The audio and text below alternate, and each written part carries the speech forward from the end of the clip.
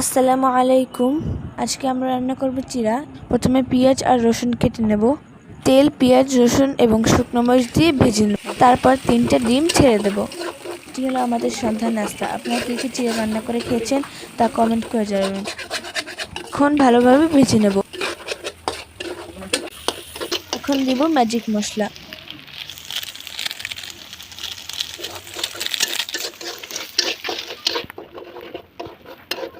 দেব tasty salt,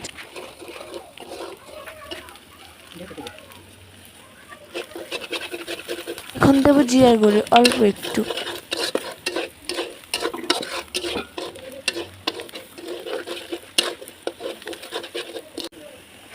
ঝাল বেশি খাই তার জন্য গুঁড়ো মরিচ একটু বেশি দেবো। সেটা দিয়ে ভালো মতন ভেজে নেব কালারটা আসার জন্য।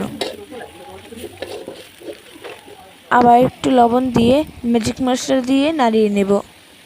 সব কিছু দিয়ে ভালোভাবে নাড়িয়ে নিয়েছি।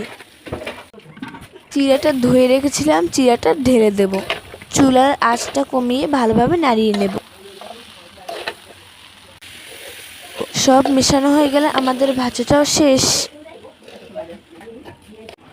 এরপর গরম গরম উঠিয়ে ফেলবো। আমরা খাচ্ছি, তোমরা সাবস্ক্রাইব করো। কেমন হয়েছে তা কমেন্টে অবশ্যই জানাবে। আল্লাহ হাফেজ।